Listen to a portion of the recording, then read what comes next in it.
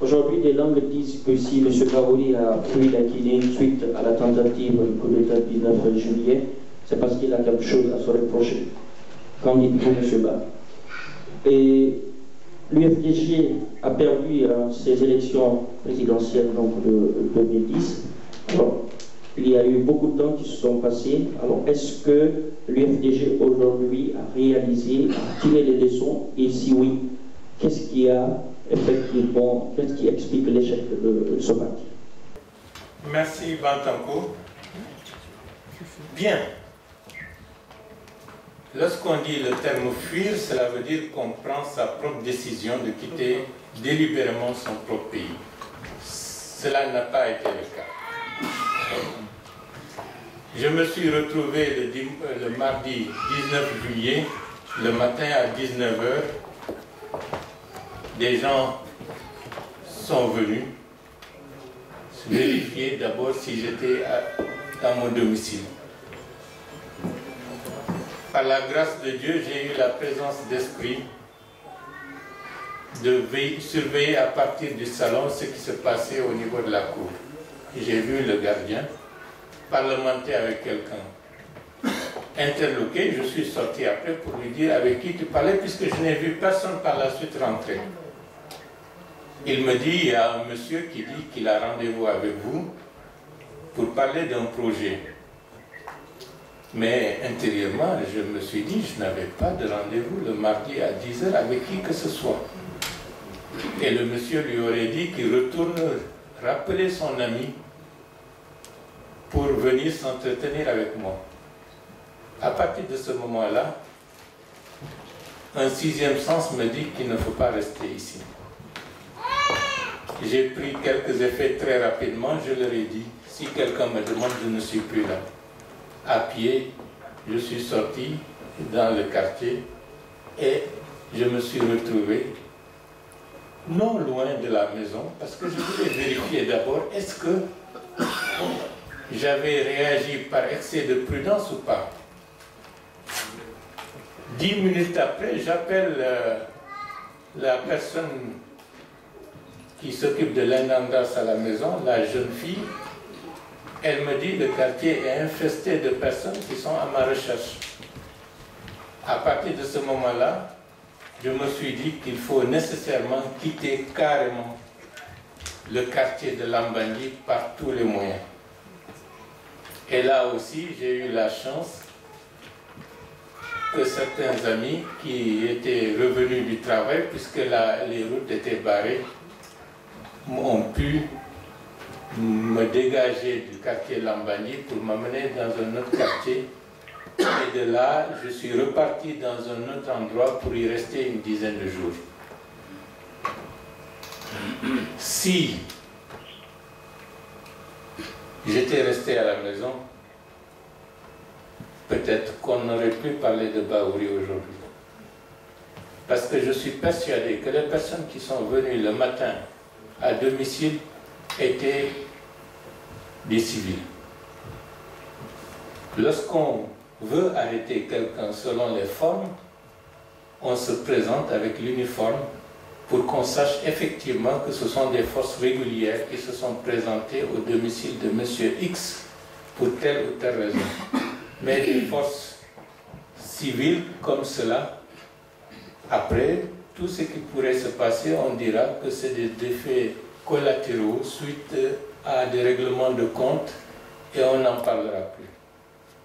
Le même soir, parce qu'on me l'a rapporté par la suite, des militaires et certains hommes qui étaient venus le matin en civil, mais là ils étaient en tenue, se sont présentés pour perquisitionner la maison, détruire et prendre ce qu'ils pouvaient prendre.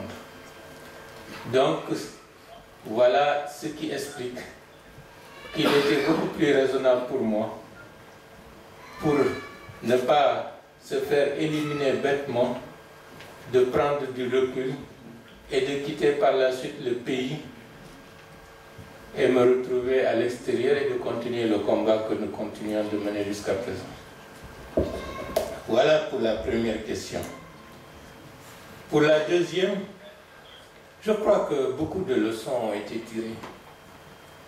Les élections de 2010, je crois que la plupart des Guinéens n'ont pas encore fini de digérer cette période qui est devenue particulièrement sombre dans notre mental, parce que cela a contribué à déstructurer, à détruire beaucoup d'acquis que nous avions bâtis sur des années et des années. L'UFDG, quant à elle, progressivement tire les leçons. Vous savez, la leçon, ce n'est pas lorsqu'on se retrouve simplement dans un séminaire et qu'on dit, voilà, par rapport à ceci, telle chose n'a pas été faite, telle chose n'a pas été faite. Il faut que des hommes et des femmes intériorisent les raisons pour lesquelles ils n'ont pas gagné lors de la première confrontation électorale, reconnaître les insuffisances et se donner les moyens pour repartir sur de nouvelles bases pour vaincre la prochaine fois. C'est un processus assez long, mais je dois dire qu'au point de vue électoral, l'UFDG n'a pas perdu la bataille. Avec les manœuvres de la CENI, avec les forces qui ont été engagées pour dénaturer les résultats des urnes, il va de soi qu'en aucune manière la victoire de l'UFDG ne pouvait être déclarée lors des élections présidentielles de 2010. Pourquoi? Nous avons mis en place des équipes d'avocats qui ont travaillé avec professionnalisme, avec des preuves irréfutables. Et je reconnais dans la salle certains parmi vous qui ont travaillé sur ces dossiers pour montrer l'existence de double PV ou de triple PV pour le même bureau de vote, les résultats falsifiés et que la CENI a pris en compte les résultats les plus favorables au RPG pour effacer ceux qui étaient réellement issus des urnes. Et nous avons fait uniquement pour les bureaux de vote où on avait les PV des bureaux de vote et comparé aux PV affichés par le site de la CENI, en comparant les deux, nous avons recensé pour El Hadj Dalein Diallo près de 52% du corps électoral et Alpha Condé 48%. Si la CENI avait fait son travail correctement, si la Cour suprême avait siégé en toute impartialité et en tout professionnel sur le plan juridique, El Hadj aurait été déclaré vainqueur des élections présidentielles de 2010. Donc, les fautes se situent principalement au niveau des organes chargés de veiller à la régularité et à la transparence des élections. Les institutions du pays n'ont pas fonctionné comme cela devait être pour assurer aux élections leur neutralité et leur transparence. Ça, c'est un grave déficit qui a failli plonger la Guinée dans le chaos. Mais tenant compte des forces de défense et de sécurité qui étaient réparties dans le territoire, qui usaient de la violence contre nos militants, nous avons proposé d'accepter le verdict de la Cour suprême pour sauver les vies humaines. Ce n'est pas parce qu'on était convaincu que nécessairement les résultats étaient fiables, mais c'était pour se donner une chance à la paix et sauver les vies. La Côte d'Ivoire a évolué autrement, pour des mêmes raisons. Et alors qu'on avait alerté la communauté internationale sur les risques que ce précédent peut conduire, notamment ce qui s'est passé à Sigri Kouroussa, où certains ont été chassés dans un territoire où depuis plus d'un siècle ils sont résidents. Mais la communauté internationale et certains ont minimisé la portée du drame qui était en train de se jouer, alors qu'en ne prenant pas les décisions les plus idoines, les plus fermes, par rapport à ce qui s'était passé à Conakry, on a montré qu'il était possible de faire de même en Côte d'Ivoire, et là, c'est la guerre civile qui s'en est suivie, avec ce que vous connaissez comme destruction, comme tuerie et comme désolation. Voilà ce que je peux dire pour le moment par rapport à ta question, Bantanko. Bon, je voulais savoir, vous avez tout de suite, lors de votre intervention, parlé des événements du 19 juillet 2011 à Conakry. Concrètement, aujourd'hui, le dossier se trouve devant la justice guinéenne. Au cas où vous seriez condamné par contumace, puisque vous êtes absent du pays, quelle est la stratégie que Bahouri va adopter par rapport à ce dossier du 19 juillet? Première question. Deuxième question, plusieurs observateurs de la scène politique guinéenne pensent que l'UFDG, l'Union des forces démocratiques de Guinée, est sortie fragilisée de la dernière élection présidentielle. On a en tête encore le départ de M. Salou Bella.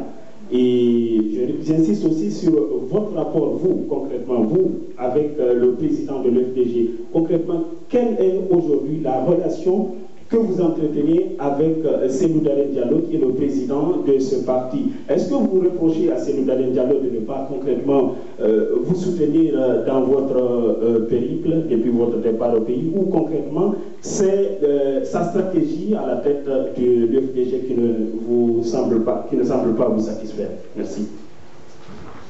Bon, par rapport à la première question, je n'ai aucun doute, puisque la justice est aux ordres en Guinée, que M. Alpha Condé a décrété que Bahouri sera condamné. De ce point de vue, je n'ai aucun doute. Vous savez, avant même que le dossier judiciaire n'évolue, c'est lui-même qui a déclaré dans une interview à un journal sénégalais en septembre dernier que Bahouri, Tibou et Amadou Diallo Di Sadakadi sont les instigateurs de cet attentat, entre guillemets, contre son domicile. Par la suite, on ne parle plus que de Bahouri dans cette affaire. C'est pour dire que les déclarations de M. Alpha Condé sont en géométrie variable en fonction des circonstances. Donc je n'ai pas de doute de ce point de vue que la volonté d'Alpha Condé est de faire condamner Bahouri. Mais malheureusement pour lui, ce ne sera pas facile.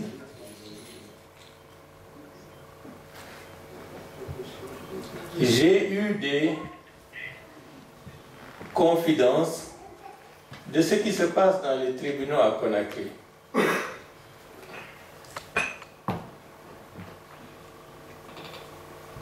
Ça ne repose sur absolument rien du tout qu'une déclaration de deux jeunes qui ont été torturés, dont un de leurs amis a été exécuté, et qui ont dit que c'est Bahouri qui finançait, si le coup avait réussi, c'est ceci ou cela.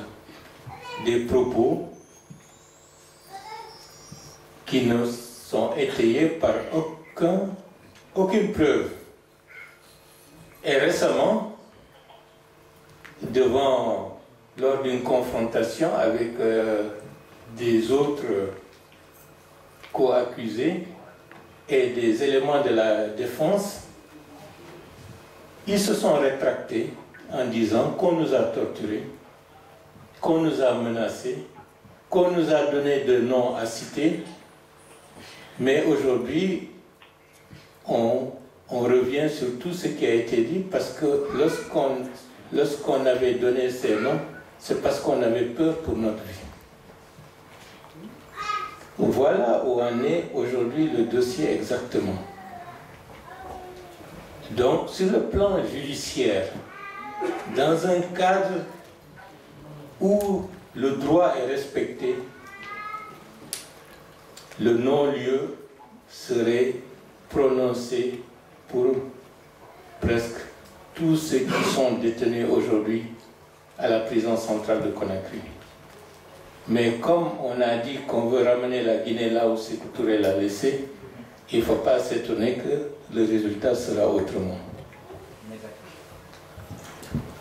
Bien. L'UFDG n'est pas sorti fragilisé par les élections. Beaucoup de militants de l'UFDG, après ces élections, ont été déçus du non-fonctionnement des principes démocratiques en Guinée. Ce n'est pas parce que notre candidat n'a pas été déclaré vainqueur, c'est parce que les institutions chargées de veiller à la bonne régularité des élections, à une compétition normale, dans la paix, dans le respect mutuel des uns et des autres, cela n'a pas été. Et chacun s'est vu, surtout avec les stigmatisations, notamment au lendemain de ce qui s'est passé en Haute-Guinée. Chacun s'est senti en insécurité dans son propre pays. Ce n'est plus la question de l'élection présidentielle qui était l'enjeu, c'était « je suis né, mes parents sont nés, je suis de ce pays et d'autres se lèvent pour dire que je n'ai pas droit d'être dans mon pays. » Toutes les guerres commencent ainsi. On peut ne pas être d'accord avec quelqu'un, on peut ne pas aimer quelqu'un, mais on ne peut pas lui dénier le droit inaliénable d'être de ce pays, d'être citoyen, d'avoir son mot à dire et de pouvoir être pris en compte. Si ceci n'est plus, à partir de ce moment-là, tout est possible. C'est cela qui est ressorti au lendemain des élections présidentielles de 2010. Ce n'est pas parce qu'Ella Selou n'est pas président de la République, c'est parce qu'une frange importante des citoyens et guinéens, on leur a dit « vous êtes des étrangers ». La Côte d'Ivoire a plongé dans la guerre civile parce qu'on disait « on a introduit l'ivoirité ». En Guinée, ceci est quelque chose d'inacceptable.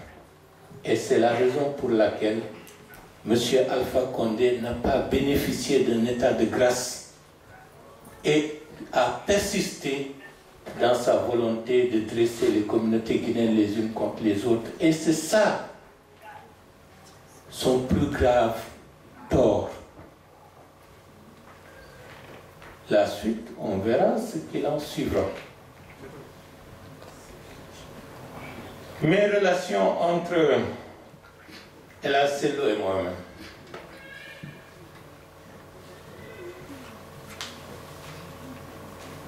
Depuis très jeune,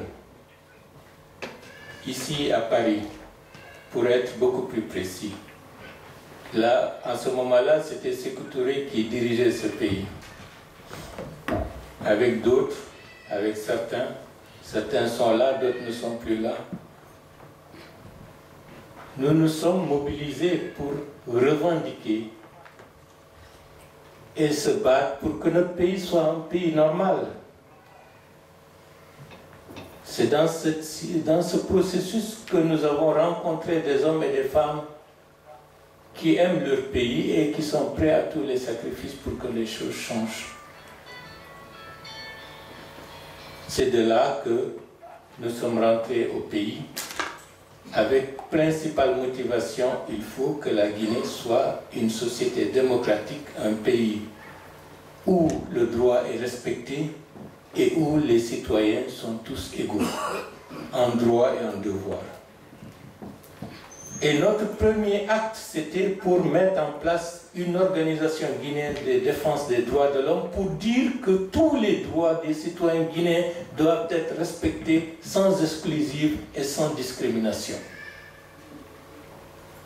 C'est dans cette période des années fin 80, début 90 que nous nous sommes battus et nous avons fait la prison parce que des militants et des responsables de RPG à l'époque ou de la mouvance RPG étaient emprisonnés ou étaient tués.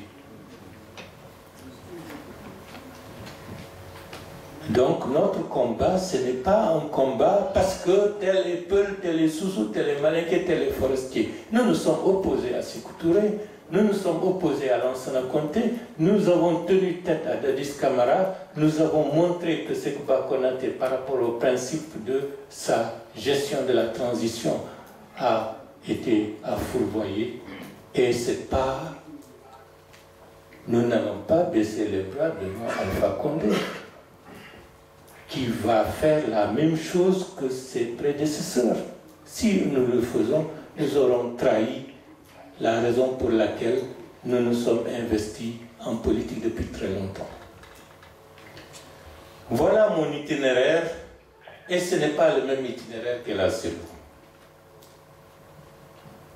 La CELU est un fonctionnaire de l'État guinéen qui a été appelé à être au gouvernement suite à ses compétences techniques, et les deux expériences sont totalement différentes. Donc l'appréciation des problèmes, les démarches, les réactions ne peuvent pas être les mêmes puisque nous n'avons pas ni la même expérience, ni les mêmes présupposés. Donc il faut tenir compte que nous sommes différents de ce point de vue. J'ai la chance également, parmi les leaders de l'opposition, depuis pratiquement une trentaine d'années, d'être parmi l'un des jeunes qui était parmi eux. Donc, j'emmagasine à mon corps défendant l'expérience de trentaine de luttes, ou même plus, parce que en écoutant les autres, j'ai appris comment les gens faisaient dans les années 50. Donc, lorsque je vois qu'en 2012, ou à partir de 2010, un nouveau chef d'État civil répète les mêmes erreurs ou les mêmes fautes que ceux que nous avions condamnés dans le passé, il va de soi que ma réaction est beaucoup plus vive et beaucoup plus directe et beaucoup plus rapide que celui qui n'a pas emmagasiné toute l'expérience de l'opposition démocratique guinéenne durant ces 30-40 dernières années.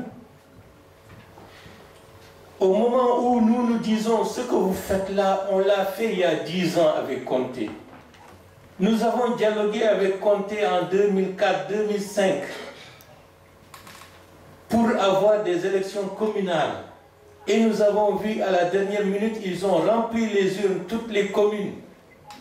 Ils ont rempli les bulletins et ils se sont déclarés vainqueurs. À peine nous avons eu quelques grappillés, quelques sièges par-ci par-là. Et qu'on nous réédite la même chose avec des processus identiques, avec les mêmes qui étaient là, avec le général Lansana Conté lorsqu'il faisait ça.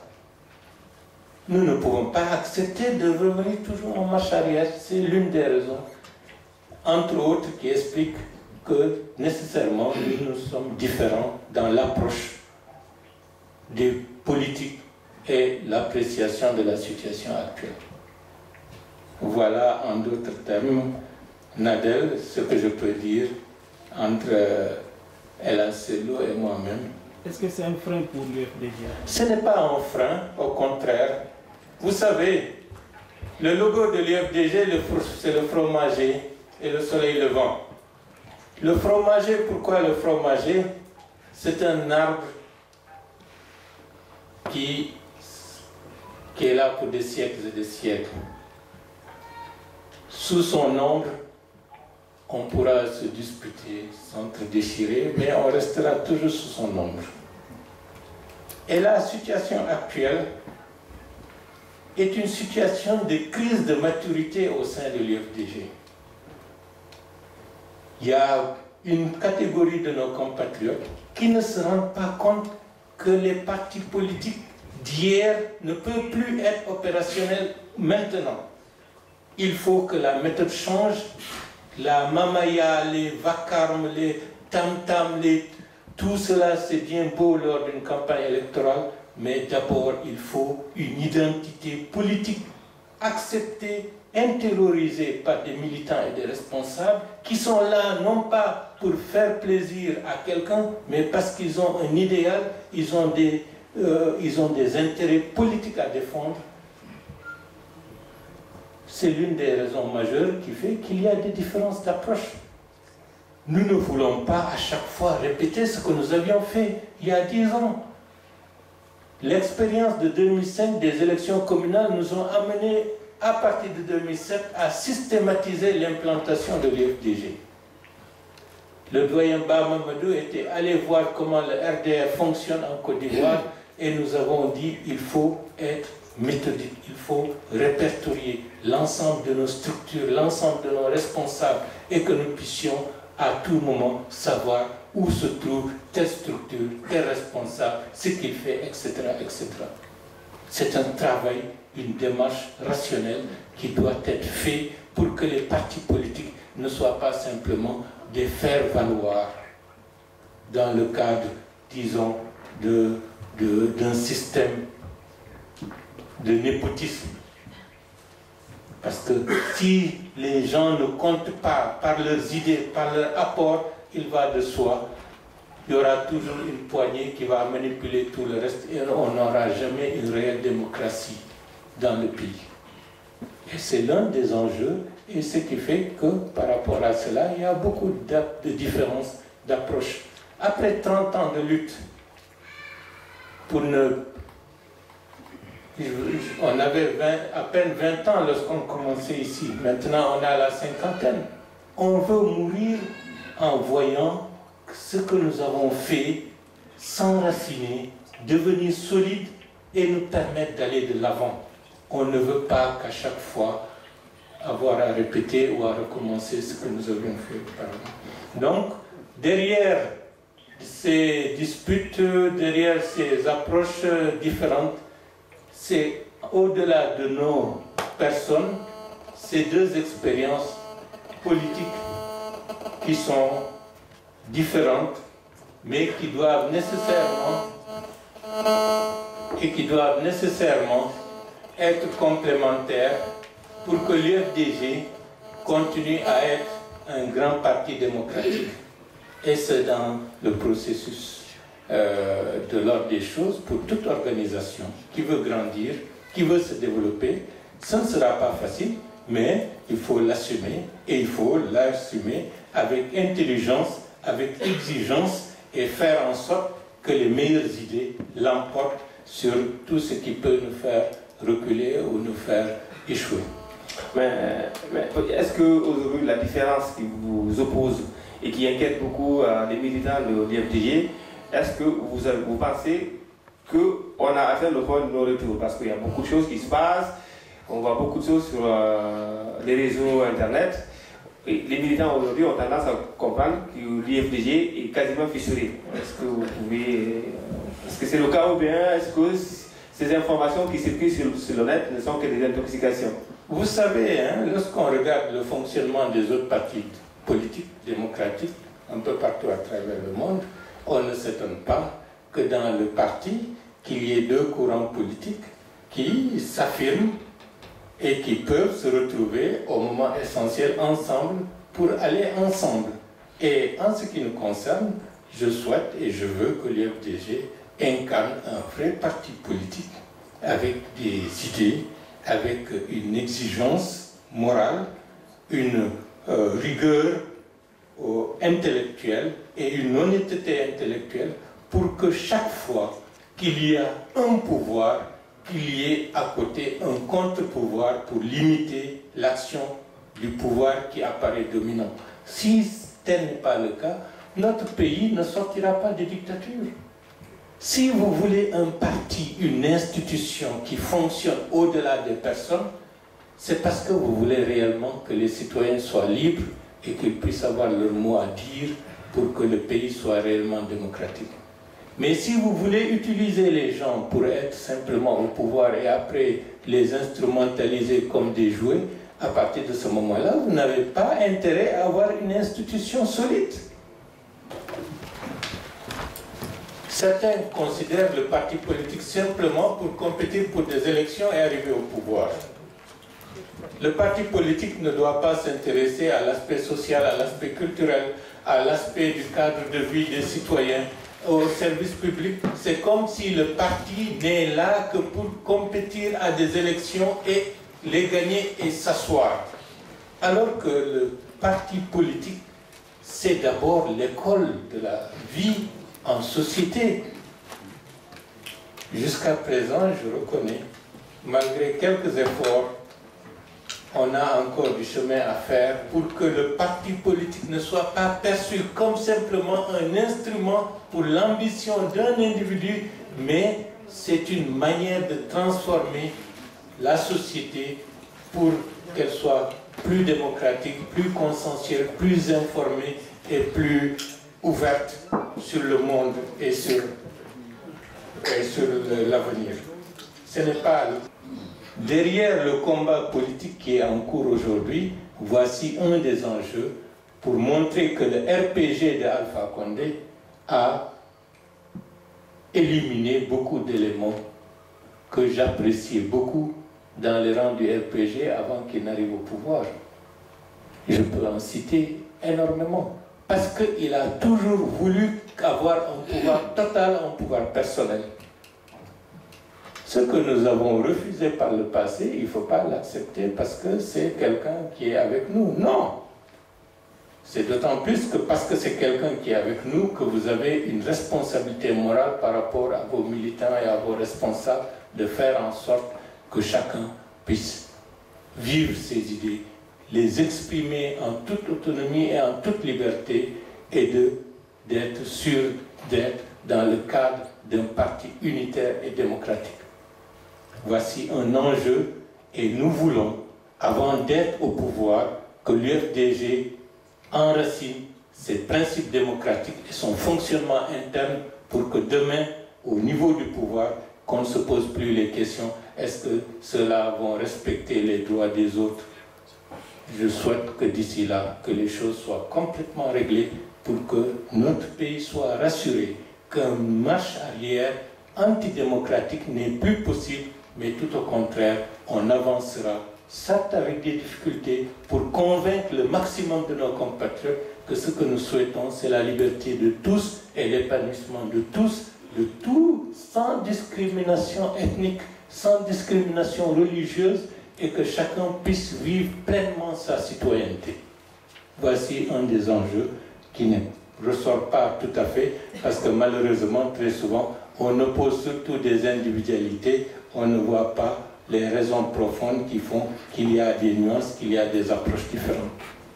Je ne dis pas que la CELO n'a pas cette approche, mais je dis que pour que le pays, pour que les citoyens guinéens puissent se mobiliser à travers un projet démocratique fondateur, il faut que nous l'exprimions et que nous le pratiquions. Ça ne sert à rien de faire de beaux discours sur la démocratie et que dans ces instances politiques, de ne pas être un vrai démocrate dans le sens de renforcement d'une institution parti politique comme une institution véritable qui pourra contrebalancer toutes les mauvaises influences des dirigeants. Monsieur, permettez-moi de ne pas faire exception. Je vous pose une question que j'ai posée à Sidi Touré, M. Souma de Jessi et tant d'autres, parce que j'ai l'impression que l'opposition guinéenne manque de stratégie. Donc... Merci Makanera. Il pose un problème d'une grande complexité. Je ne me lancerai pas pour répondre ici, parce que ça demande réflexion et ça demande beaucoup d'échanges. Parce que c'est la nature de la société guinéenne qui est en jeu dans cette affaire. Bon, je crois que de ce point de vue, avec Makanera, je pense qu'on s'est compris, bien que je ne vais pas développer cela. Ne vous considérez pas en train de mener une politique de l'Autriche en vous éloignant longtemps au pays et surtout en laissant la place vacante, le terrain politique vacant au RPG de M. Alpha Condé, faire comme Alpha Condé l'avait fait avec Lassana Conté. Si ça ne dépendait que de moi, je serais à Conakry aujourd'hui. Voilà. Ça c'est un. Mais deuxièmement, il faut relativiser les choses. Je suis à Conakry, je suis à Paris, mais ce que nous faisons est largement relayé à Conakry et à l'intérieur du pays aujourd'hui. Ce n'est plus comme il y a 20 ans ou comme il y a 10 ans. Et puis, au pays, des hommes et des femmes, dans des conditions très difficiles, se battent au péril de leur vie. Et ils se font arrêter. Certains sont chassés de leur travail. Donc, je loue les sacrifices que ceux qui sont sur le terrain sont en train de consentir aujourd'hui. En ce qui me concerne, loin du pays, je dois jouer et faire ce que je peux faire et ce que je dois faire pour appuyer ce que les démocrates sont en train de faire à l'intérieur du pays. C'est ma responsabilité, c'est un devoir et c'est une charge tout à fait normale parce que au moment où moi je vis librement, je circule à l'extérieur, d'autres sont en prison. D'autres ne sont plus là. D'autres sont amputés définitivement. D'autres se retrouvent sans travail alors qu'ils sont des soutiens de famille. Par rapport à tout ça, je considère que ma tâche est de faire ce que je suis en train de faire partout où je serai. Je veux vivre à l'unisson avec ce qui se passe en Guinée. Mais je dis que je ne suis pas là par mon plaisir, je suis là par la force des choses. Et le jour où les choses permettront de rentrer, je serai, j'espère bien, parmi les premiers à débarquer à Conakry. Mais ne penses-tu pas que les dérives que la population guinéenne subit aujourd'hui est en partie, l'opposition est en partie responsable? Première question. Deuxième question, pourquoi l'opposition se focalise-t-elle toujours sur la CENI et son président? Oui, merci Sanaba. Tout simplement, malheureusement tu es venu en retard, mais sinon mon discours introductif n'a même pas évoqué presque les questions électorales. On a surtout passé des questions comme les droits de l'homme, la violation des droits de l'homme, la gestion calamiteuse des finances publiques et des accords opaques dont on ne sait pas quelles sont les contreparties. De toutes les façons, je t'enverrai le texte par mail pour que tu te rendes compte que je m'inscris dans une autre dynamique que la dynamique toujours élection, élection, élection, élection, parce que derrière ça, on est en train d'abandonner le peuple et fondamentalement, le jour où il y aura les élections, le peuple se sentant trahi, abandonné, ne participera même pas à ces élections.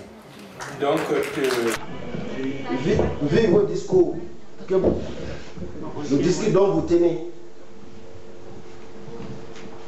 tout le temps, que ce soit entre les deux tours ou après, est-ce que cela ne prédispose pas votre comportement de violence vu aux Guinéens? Est-ce que cela ne cause pas aussi la perte de votre parti vu votre comportement? Si cela ne pose pas de problème, ça c'est la première des choses. La deuxième, c'est juste pour vous faire comprendre que pour parler d'une démocratie forte, on a besoin d'une opposition forte. Qu'en pensez-vous aujourd'hui, monsieur Ba, vous et vos collègues, les solutions alternatives proposées pour en sortir notre pays dans cette crise?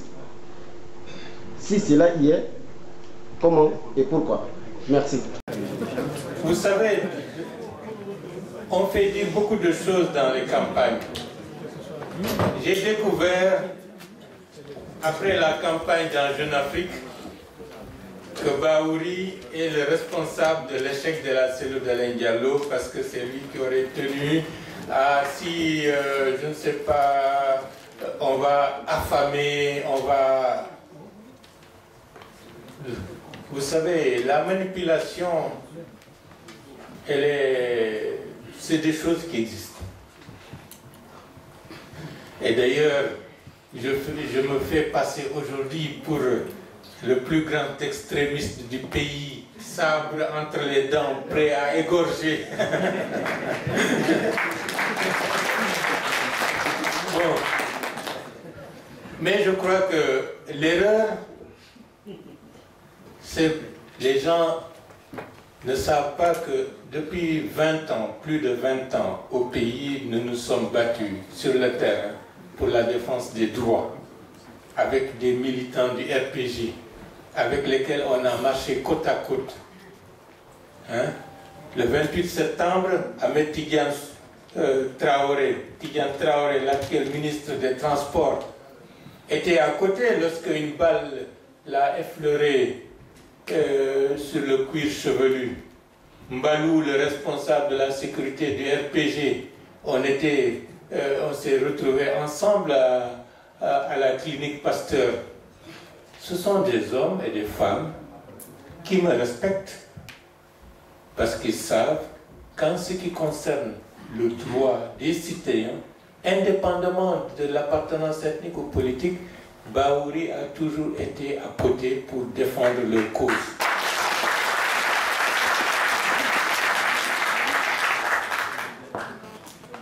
Lorsque, au lendemain de la fête de l'Aïd el-Kébir, au mois de septembre, c'est à ce moment-là que les violences ont commencé. Parce que Alpha Condé a voulu instrumentaliser la violence à partir de septembre, lorsque le cortège des militants de l'UFDG, en quittant le palais du peuple et en passant par l'autoroute, se sont fait agresser au niveau de la SIC. Des gens ont été martelés, d'autres, puisqu'ils avaient des motards, ont vraiment un vrai guet-apens. Le lendemain, spontanément, les gens sont descendus dans les rues pour dire « trop, c'est trop, on ne peut pas accepter ». Il y a eu des batailles rangées. Et des jeunes gens ont été emprisonnés, pris en vrac. En tant que responsable de l'UFDG, qu'est-ce que j'avais à faire? Laisser ces jeunes gens enfermés, alors que la campagne ne fait que démarrer de manière aussi tendue et violente. Il était de notre responsabilité d'exiger la libération de ces enfants. Et c'est la raison pour laquelle j'ai demandé, si dans les 24 heures les enfants ne sont pas libres, qu'il y ait une ville morte pour arrêter toutes les activités pour que les enfants puissent recouvrer leur liberté. Et ça a été fait, et les enfants ont été libérés. Et au tribunal, nous avons tenu à ce que tous les enfants soient libérés, qu'ils soient de l'UFDG comme ceux du RPG. Et beaucoup d'enfants originaires de Sigri du RPG faisaient partie des gens qui étaient arrêtés, ils ont tous été libérés. Bon, vous savez, il est de bon ton de peigner l'adversaire politique comme étant le symbole du diable. J'ai été ministre de la Réconciliation nationale, de la solidarité et des relations avec les institutions, avec comme président le général Lansana Conté pendant 6 mois. Je ne vais pas rentrer dans les détails de ce qui a été fait, mais je suis fier du travail qui a été fait parce que c'était un travail qui n'avait rien à voir avec l'UFDG et que jusqu'à présent, aucune autorité censée agir pour le compte de la réconciliation nationale dans le pays n'a pu atteindre et faire. C'est parce que nous aimons ce pays. Nous voulons qu'il y ait une opposition, nous voulons qu'il y ait une majorité, mais qu'il y ait une réelle démocratie. Je ne suis pas un va-t-en-guerre, je suis profondément pour la paix, mais je suis exigeant parce que l'expérience que nous avons vécue nous montre qu'il faut que la démocratie se donne les moyens de se défendre. Sinon, les dictatures vont les emporter. Si la démocratie ne se défend pas, la dictature est là. Qui se font tuer? Ce ne sont pas les gens qui dirigent. Ce sont des pauvres populations qui n'ont pas de moyens. Donc, la démocratie suppose assurer la défense des plus faibles. Et c'est pour cela qu'il faut se donner les moyens de cette défense. D'abord, je voudrais rendre hommage à notre invité, parce que c'est un homme que je connais depuis une trentaine d'années. Je me rappelle les réunions qui se tenaient dans sa chambre à la cité universitaire. C'est le militant des droits de l'homme, et ça, je tenais à le lui dire ici, publiquement. Bon, il a fait 2 lapsus révélateurs à souhait, je pense, en disant que Alpha a promis de ramener la Guinée là où Sékou l'a laissé. Ben, ça voulait même dire la même chose que de la reprendre là où Sékou Touré l'aurait laissé. Vous l'avez dit par 2 fois. Bon, je voudrais savoir quelles sont les conditions que vous pensiez qui doivent être réunies pour que vous puissiez revenir en Guinée. Parce que comme l'a posé quelqu'un, la présence de tous est souhaitée, surtout des leaders qui se battent pour une autre conception de la politique. Ce n'est pas simplement le fait d'aller aux élections, mais aussi le fait que la vie démocratique de tous les jours soit respectée. Et en passant, vous avez dit aussi que dès qu'on n'est pas d'accord avec le pouvoir en place en général, vous êtes taxé d'antipatriotes, d'anti-guinéens, d'anti-tout. Comme si la parole gouvernementale était la parole révélée, la parole divine. Les institutions sont au service du pouvoir en place, de tout temps, depuis 1958 jusqu'à nos jours. Merci bien. Je souhaite, pour entrer en Guinée, qu'on puisse restaurer la démocratie, la liberté d'expression et que le pays recommence à marcher correctement dans le cadre du respect du droit.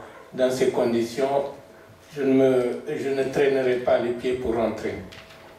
Mais avec Alpha, ce n'est pas aussi simple. Les gens croient que Alpha agit de manière spontanée. C'est quelqu'un qui a une vision systématique de ce qu'il veut faire. Il veut un pouvoir total. Pour lui et son clan. Son clan, ce n'est pas le RPG. Son clan n'est pas la Haute-Guinée. D'étape en étape, comme il a l'habitude de dire à certains, vous savez, vous montez, vous utilisez des escaliers.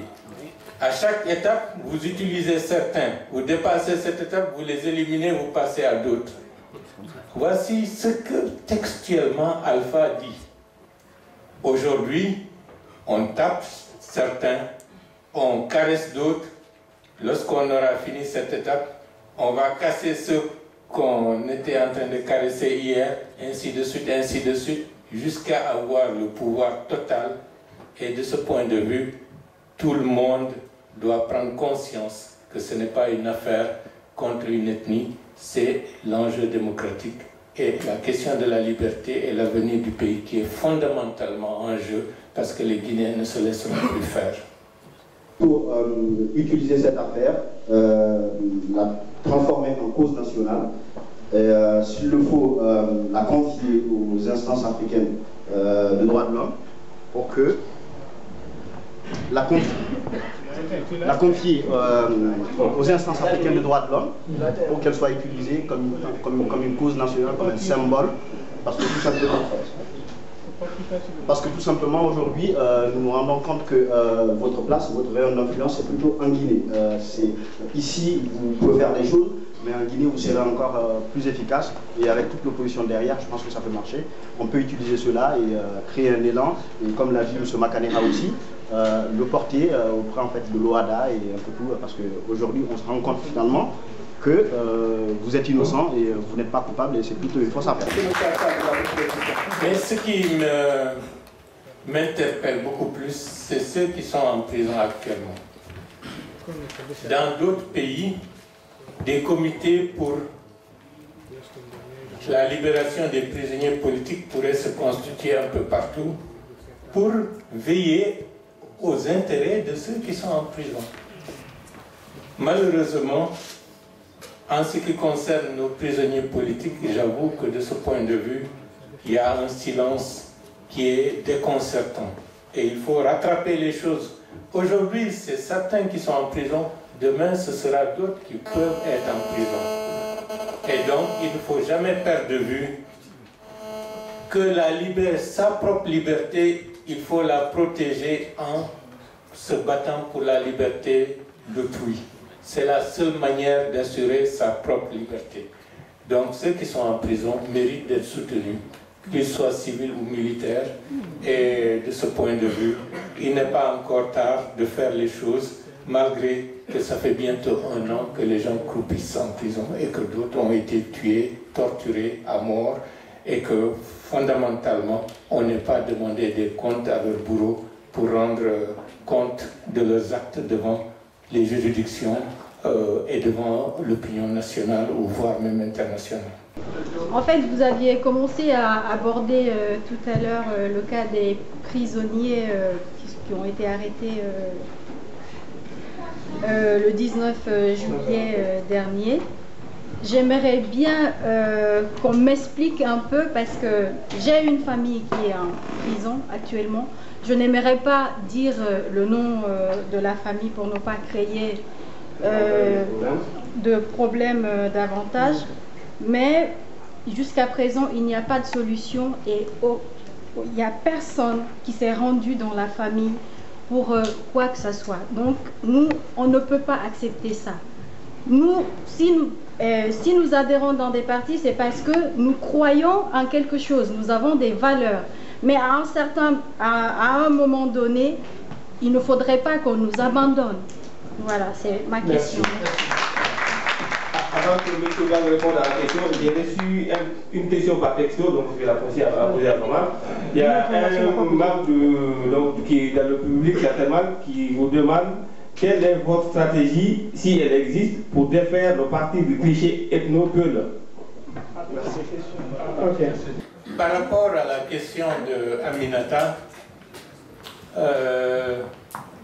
avec mon assistant, il faut prendre les coordonnées et puis vous allez me transmettre les informations par mail et à partir de là, on pourra échanger pour voir ce qui est possible.